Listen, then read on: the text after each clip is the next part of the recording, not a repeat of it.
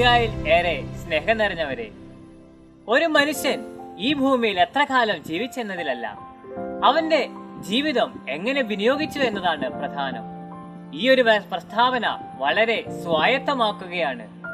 കേവലം 24 വർഷം മാത്രം ഈ ഭൂമിയിൽ ജീവിച്ച് അതിൽ 9 വർഷക്കാലം കർമ്മലമഠത്തിന്റെ അകത്തളങ്ങളിൽ പ്രാർത്ഥനകളെ ചെലവഴിച്ച വിശുദ്ധ കൊച്ചു ത്രേസ്യ.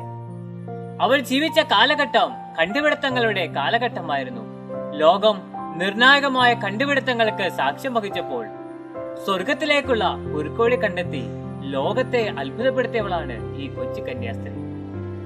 ഈ ഒരു കണ്ടുപിടുത്തം തന്നെയാകാം ആധുനിക ലോകത്തെ ഏറ്റവും വലിയ വിശുദ്ധിയാക്കി വിശുദ്ധ കൊച്ചു ത്രേസ്യയെ മാറ്റിയത്.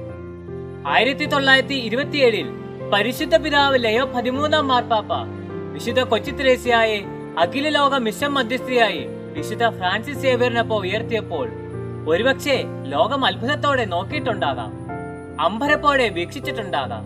കാരണം 15-ാം വയസ്സിൽ കർമ്മലമഠത്തിന്റെ അകത്തളങ്ങളിൽ പ്രവേശന നാൾ മുതൽ ഒരിക്കൽ പോലും പുറം ലോകം കാണുകയോ എവിടെയും പോയി സുവിശേഷം പ്രസംഗിക്കുകയോ ഒരു മിഷൻ പ്രദേശം പോലും സന്ദർശിക്കുകയോ ചെയ്തിട്ടില്ലാത്ത ഈ കൊച്ചു കന്യാസ്ത്രീ എങ്ങനെ ഈ പദവിയിലെത്തിയെന്ന് ചിന്തിച്ചവരുണ്ടാകാം.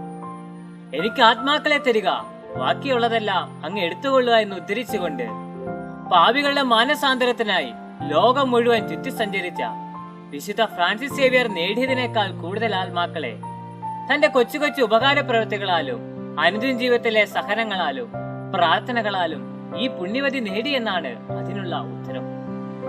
വിശുദ്ധ കൊച്ചു ത്രേസ്യ കർമ്മലമഠത്തിന്റെ ഉള്ളിലായിരുന്നെങ്കിലും അവളുടെ ഹൃദയവും മനസ്സും അങ്ങ് വിദൂരതകളിലുള്ള മിഷൻ രംഗങ്ങളിലായിരുന്നു.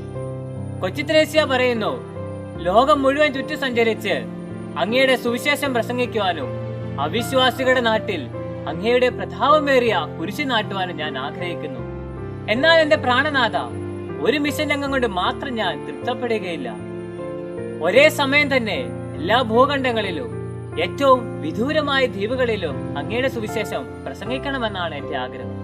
എന്റെ ആഗ്രഹം ഏതാനും വർഷത്തേക്കല്ല, മറിച്ച് ലോക സൃഷ്ടികളുടെ ആരംഭം മുതൽ അവസാനം വരെ അത് തുടരണമെന്നാണ് ഞാൻ അഭിലഷിക്കുന്നത്. കൊച്ചു ത്രേസ്യയുടെ ഉള്ളിൽ ജ്വലിച്ചിരുന്ന ഈ തീക്ഷ്ണതയാകാം അവളെ അഖില ലോക മിഷൻ മധ്യസ്ഥയായി ദൈവം ഉയർത്താൻ ഇടയാക്കിയത്. ആഗ്രഹം മാത്രം പേര് നടന്നവളായിരുന്നില്ല വിശുദ്ധ കൊച്ചു ത്രേസ്യ. അവളുടെ നടപ്പിലും പെരുമാറ്റത്തിലും മനോഭാവങ്ങളിലെല്ലാം അവ നെല്ലിക്കപ്പെട്ടിരുന്നു. ഒരിക്കൽ കൊച്ചു ത്രേസ്യ ഉദ്യാനത്തിലൂടെ വളരെ തത്രപ്പെട്ട് നടക്കുന്ന കണ്ട് കൂടെ ഉണ്ടായിരുന്ന സിസ്റ്റർ ചോദിച്ചു, എന്തുകൊണ്ടാണ് കൊച്ചു ത്രേസ്യ അങ്ങ് ഇത്ര കഷ്ടപ്പെട്ട് വേദനകൾ സഹിച്ച് ഈ ഉദ്യാനത്തിലൂടെ നടക്കുന്നത്? അതിന് കൊച്ചു ത്രേസ്യ നൽകിയ മറുപടി ഇപ്രകാരമായിരുന്നു, ഞാൻ നടക്കുന്നത് ഒരു മിഷണറിക്ക് വേണ്ടിയാണ്. ക്ഷീണിതനായി സഞ്ചരിക്കുന്ന ഒരു മിഷണറിയെ ഭാവനയിൽ കണ്ടുകൊണ്ട് ഞാൻ അദ്ദേഹത്തിന് വേണ്ടി നടക്കുകയാണ്. കർമ്മലമഠത്തിന്റെ മതിൽക്കെട്ടുകൾ വിശുദ്ധ കൊച്ചു ത്രേസ്യയുടെ മിഷൻ തീഷ്ണതയെ തളച്ചിടാൻ പര്യാപ്തമായിരുന്നില്ല. വിദൂരതകളിൽ പോയി സുവിശേഷം പ്രസംഗിക്കുവാനുള്ള കൊച്ചു ത്രേസ്യയുടെ ആഗ്രഹം ദൈവം സാധിച്ചു കൊടുത്തത് മിഷണറിമാരായ 2 സഹോദര വൈദികരെ നൽകിക്കൊണ്ടായിരുന്നു. മിശിഹായിൽ ഏറെ സ്നേഹിക്കപ്പെടുന്നവരെ, ചെറുമയെ സ്നേഹിച്ച് ചെറുമയെ പുലുകി അവയുടെ സന്ദേശം ലോകത്തിന് പ്രദാനം ചെയ്ത വിശുദ്ധ കൊച്ചു ത്രേസ്യയുടെ ജീവിതം നമുക്കെല്ലാവർക്കും എന്നും മാതൃകയായിരിക്കട്ടെ. അവൾ നമുക്ക് പറഞ്ഞു തരുന്ന ഏറ്റവും വലിയ സന്ദേശം എന്നത് നാം ചെയ്യുന്ന കാര്യങ്ങളുടെ വലിപ്പത്തിലല്ല, അവ ചെറുതായിക്കൊള്ളട്ടെ വലുതായിക്കൊള്ളട്ടെ, അവയിൽ നാം പുലർത്തുന്ന മനോഭാവങ്ങളാണ് നമ്മയെല്ലാം വിശുദ്ധരാക്കി തീർക്കുന്നത്. അതോടൊപ്പം മിഷൻ രംഗങ്ങളിൽ ജോലി ചെയ്യുന്നത് മാത്രമല്ല മിഷൻ പ്രവർത്തനം എന്നാണ് കൊച്ചു ത്രേസ്യയുടെ ജീവിതം നമ്മെ പഠിപ്പിക്കുന്നത്. നമ്മുടെ കൂടെയുള്ള സഹോദരങ്ങളെ മനസ്സിലാക്കാൻ സാധിച്ചാൽ, അവരെ നോക്കി ആത്മാർത്ഥമായി ഒന്ന് പുഞ്ചിരിക്കാൻ സാധിച്ചാൽ, മറ്റുള്ളവരുടെ വേദനയിൽ പങ്കുചേരാൻ സാധിച്ചാൽ, അവരെ സാന്ത്വനപ്പെടുത്താൻ സാധിച്ചാൽ, അവർക്ക് നമ്മുടെ ജീവിതം വഴി കൊച്ചു കൊച്ചു ഉപകാര പ്രവൃത്തികൾ ചെയ്തു കൊടുക്കാൻ സാധിച്ചാൽ, നമ്മുടെ ജീവിതവും പ്രവർത്തനവും വഴി അവർക്ക് വെളിച്ചമേകാൻ സാധിച്ചാൽ, അതാണ് ഇവിടെ ഇരുന്നു കൊണ്ട് നമുക്ക് ചെയ്യാൻ പറ്റുന്ന ഏറ്റവും വലിയ മിഷൻ പ്രവർത്തനം.